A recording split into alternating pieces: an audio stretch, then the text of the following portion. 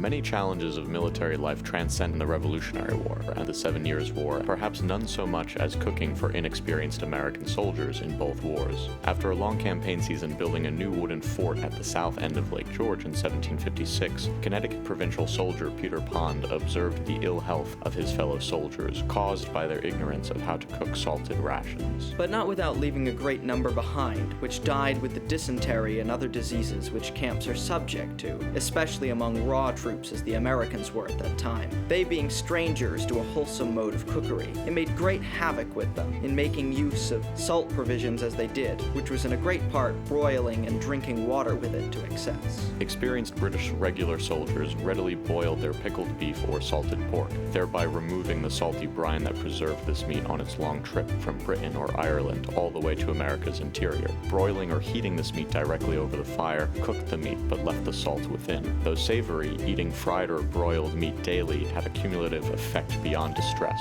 causing outright casualties from this inexperienced practice. As General Phillip Schuyler took charge of the Connecticut soldiers already posted to the Northern Department, he faced the same challenge of inexperienced cooks, preparing salted rations. As he reached the south end of Lake George on July 17, 1775, he issued general orders before continuing on to Ticonderoga. To all the officers and soldiers in his command, he ordered them to pay the utmost attention to the dress, cleanliness, and manner of cooking of the men. Their health, in a very great measure, depends upon it. Great care should be taken that their victuals be dressed well, that the garrison dine at the same time of day, and that no person be suffered to roast, broil, or fry his pork, or eat it raw, as nothing can be more destructive of health. British officers and American officers like General Schuyler recognized the long-term effects of consuming salted rations, even with the precaution of boiling. At the close of the 7 Years' War, general orders for the British Army in North America requested commanders encourage their men to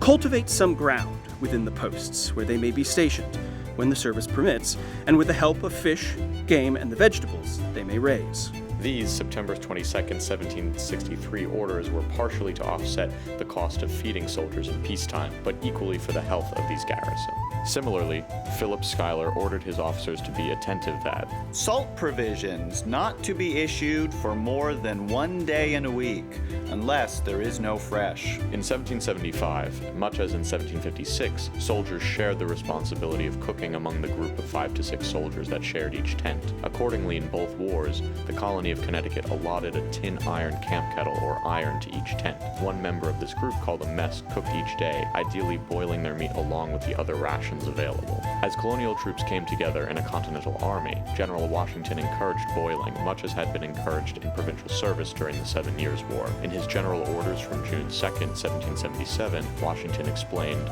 "Each regiment or corps to appoint by rotation a regimental officer of the day, whose province it shall be to visit the sick and see that they are provided and taken care of, making daily reports to the commanding officers of their number and condition. To inspect the food of the men, both as to the quality and manner of dressing it, obliging the men to accustom themselves more to boiled meats and soups, and less to broiled and roasted, which as a constant diet is destructive to their health."